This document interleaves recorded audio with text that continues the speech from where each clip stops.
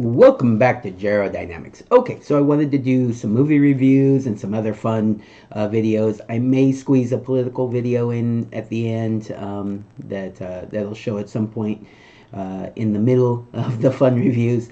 But yeah, so let's go ahead and knock out some videos here. First, of course, I have to do a review for the movie Deadpool and Wolverine. I was super excited about it coming out, and it's probably the most popular movie out there right now. And so I'm going to go ahead and do that one first, even though I've seen some other movies before it. But let's go ahead and do that. There will be some spoilers at the end. I'll go ahead and try to keep it, spoiler free up until that point, and then I'll let you know. All right, so let's talk about it.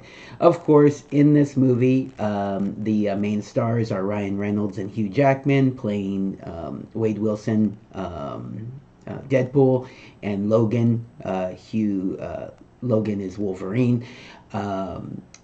Some of the other characters that you know from the trailers, so without getting into spoilers, you have Emma Corrin playing Cassandra Nova as technically the co-main villain. We'll kind of discuss that a little bit. The other villain is Matthew McFadden, playing Mr. Paradox. So you know who Ryan Reynolds and Hugh Jackman are, but let's see who Emma Corrin and Matthew McFadden are. Faden, whichever you want to pronounce it. All right, so what else is Emma Corrin known from? She has been in The Crown. I think that's probably where she would be best known from, a TV series called The Crown. She played Princess Diana. British actress, so she probably did a lot of the British shows that we don't see as much over here in America. But let's see, is there anything else? She was in the Pennyworth series. But yeah, I think that's pretty much it. Let me go ahead and mute this so I don't have those notifications popping up. Okay, so that's where you probably know her from, is from The Crown, but she's a relatively new actress, and yeah, she was pretty good in the role. It was a little quirky, not the dark villain you'd like to see, but it's also Deadpool, so of course, we're gonna have more of a quirky villain. So let's take a look at the other guy. His name again is, sorry, it changed screens there on me. Matthew McFadden, or Fadden, Mr. Paradox. And where do we know him from? Oh, Secession. So if you watch Secession, that's probably where you know him from. He was in a movie called Pride and Prejudice. He was in the Three Musketeers movie that came out in 2011. Death at a Funeral, he was in that. More recently, mostly TV series, but let's see. No, nothing super big. Also, relatively more of a television actor. Not the biggest roles in the world. Did a great job as the character. Kind of had like that really dark side, but also definitely some humor in there, and I appreciate that. As far as the Cassandra Nova character, mostly her dark side stuff came when she was fiddling in people's brains. That's kind of twisty. Those scenes that you see are pretty rough to watch. But her as a character was more quirky. All right, who else is in this that I can talk about without spoilers? No. Morena Baccarena is Vanessa again in this movie. Not a huge role, but definitely plays a big part. Rob Delaney as Peter is, you've seen in all the trailers, pretty decent sized role, but still a supporting cast member. Leslie Uggams is Blind Owl. Let's see. Nope.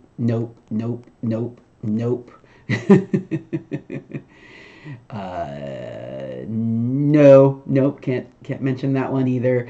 Aaron Stanford is Pyro. You see him in the trailer, so it's not really a surprise. He's actually he's second in charge really to Cassandra Nova, so one of the top villains in the in the movie. I don't remember if this guy is spoiled in the actual trailers or if I saw him in like other type of spoiler videos, so I'm not going to mention him just yet.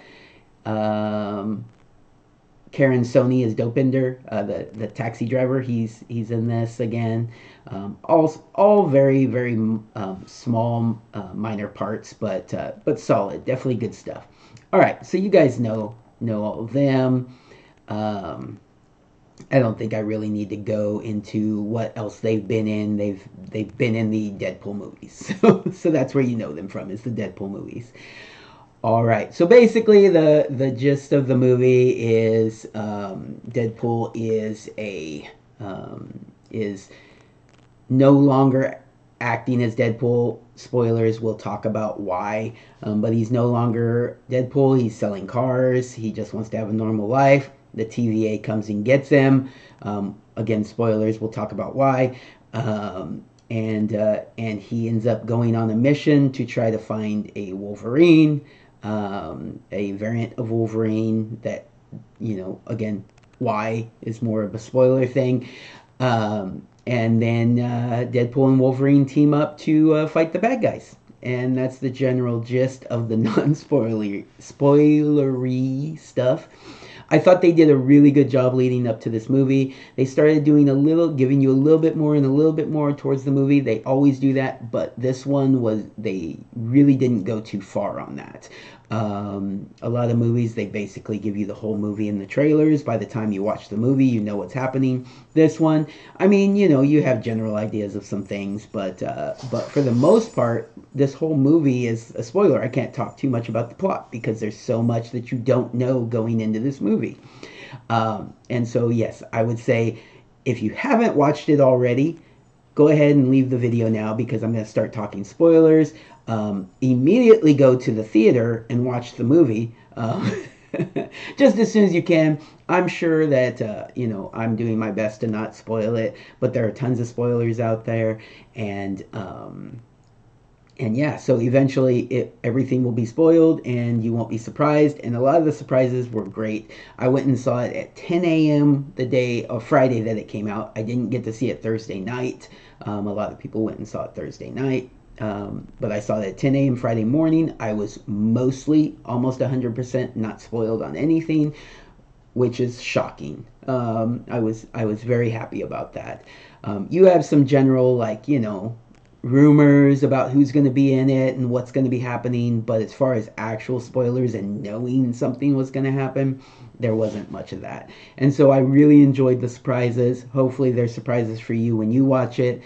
Okay, back out now. All right, so moving forward, some spoilers. Basically, Deadpool is a part of the Fox universe, right? And in the Fox universe, there is an Avengers team. And, very similar to the Marvel Cinematic Universe, in that, there's an Iron Man and there's a team that is, going out and fighting the bad guys. And he wants to be a part of that team because, the X-Men, didn't accept him. So he wants to be a part of the Avengers. And so he has this meeting. I'm kind of jumping around as far as the order of the movie, but plot-wise, this is what happens first. He has a meeting, and it ends up being Foggy Nelson, played by Jon Favreau. And everybody knows who Jon Favreau is, so I don't really need to go into the things that he's done.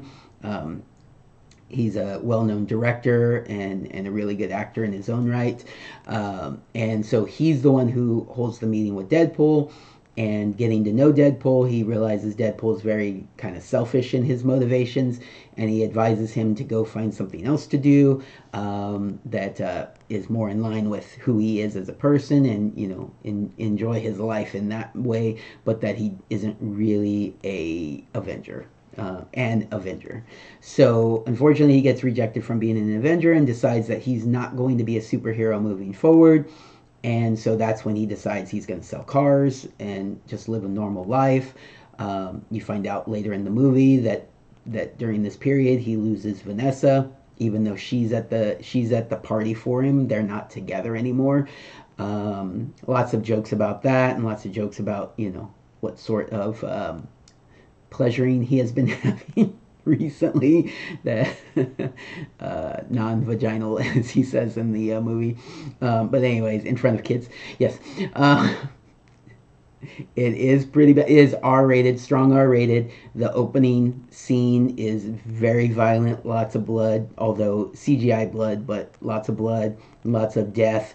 Yeah, that's how the movie opens up. Basically, the movie opens up with him going in and, without you knowing the whole TVA stuff has happened already, although, I mean, you do from the trailers, but not in the movie itself. It opens up with him trying to dig up Wolverine because he thinks that Wolverine is not really dead, that's not how healing factor works, and he's going to be able to dig him up, and he's going to be able to, he'll be alive. Well, he digs him up, and he is very much not alive. He is mostly just an adamantium skeleton with some, fleshy bits. He is decomposed. And Deadpool is very upset about this. But then the TVA shows up again. Obviously, this is not the first time he's run into them. And he has a battle scene where he fights and kills all of the TVA agents using Wolverine's skeleton. Yep. Anyway, so the purpose of the TVA involvement is they let him know that, and this is a new concept, that the anchor being for his multiverse universe is now dead. Who is Logan, by the way, and since he is now dead, that universe will eventually just cease to exist, but that it usually takes thousands of years. But this guy, Paradox, doesn't really want to wait around that long, so he's just going to destroy the universe right away. So he's pulling people out that he thinks could help the TVA, including Deadpool. Well, Deadpool finds out that he's going to destroy his universe, kill all of his friends, and he's not having that. So his brilliant idea is he'll find a new Wolverine to replace the old Wolverine, and then his universe will be fine. Spoiler, turns out that he's actually right, even though it sounds like a crazy idea.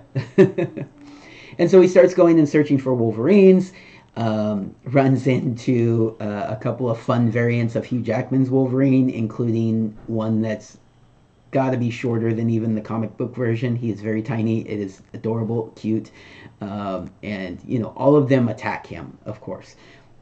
The one cameo of someone who is not a Hugh Jackman variant is Henry Cavill playing what's called the Cavillerine. And yeah, so Henry Cavill as Wolverine in that cameo role. That doesn't mean that he's going to be Wolverine moving in the future of the MCU, but he could be. And he was a fun little cameo in there. And so yeah, so that was good. And he ends up doing, getting rid of Deadpool, kicking his butt and kicking him out of his universe. Anyways, so they move forward. They end up, the TVA ends up sending them off to the wasteland or void or whatever you want to call it. They run into another cameo. This cameo is, are you guys wanting to hear these spoilers? I don't care. Okay. All right. Are you okay? Yeah. All right. Be careful. All right. And so this one is, Chris Evans. And at first you think Chris Evans is Captain America, or at least Deadpool thinks Chris Evans is Captain America. Turns out he is he is Chris Evans, Johnny Storm. So from the Fantastic Four. That's fun. It's from the Fox universe, so that makes more sense. That it's fun. And he has a decent sized role for a little bit. He ends up dying, but I won't give away too much on that. Yeah, so he's a cameo. Let's see, you get the Tyler Mane Sabretooth. Wolverine fights him.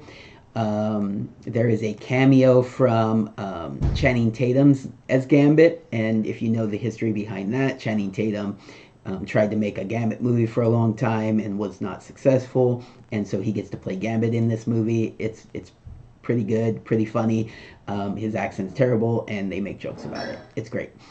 We have Jennifer Gardner's Elektra, which kind of weird, but okay.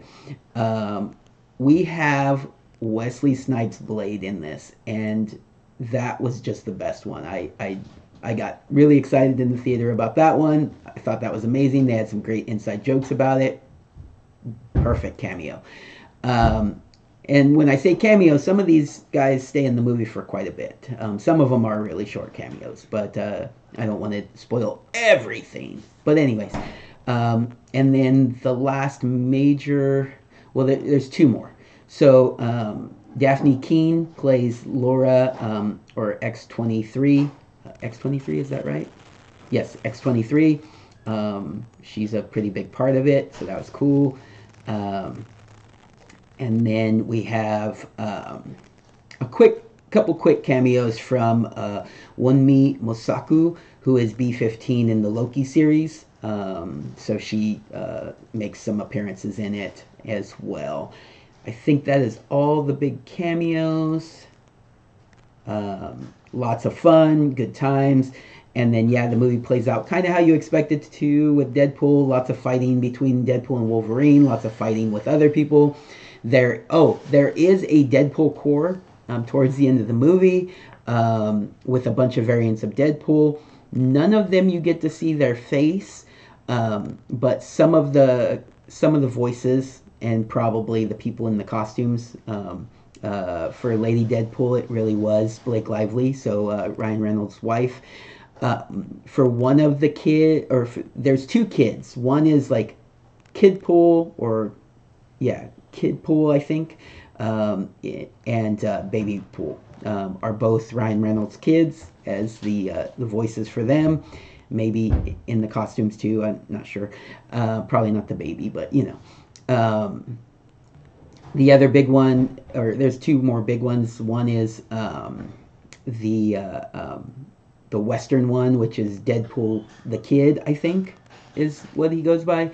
Not quite sure about that. Dead Kid, something like that. Anyways, is voiced by Matthew McConaughey, which is fun. And then there's a zombie head Deadpool. So Headpool is voiced by Nathan Fillion.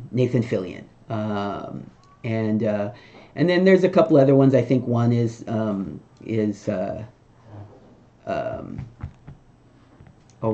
Tom Holland's younger brother is in one of the costumes, but I don't think you hear him talk. One of the soccer football players from Wrexham, which is Ryan Reynolds' football team, plays Welshpool, and there's a few others in there. There's a dancing one, during Deadpool's scenes where he dances, he's got someone in there who's a dancer because he doesn't dance. Anyways, there's other ones in there, but plenty of Deadpool variants. Lots of fun, hilarious, lots of violence. Great movie overall. Go check it out just as soon as you can, and if you've already seen it, go see it again. I'm probably going to go see it again and see all the stuff that I am not remembering and or missed, or just seeing other things that catch my attention that didn't catch my attention the first time. It'll be great. All right, everybody. Hopefully you enjoyed that. Hopefully you enjoyed the movie, and I will be talking to you soon. Take care. Have a good day.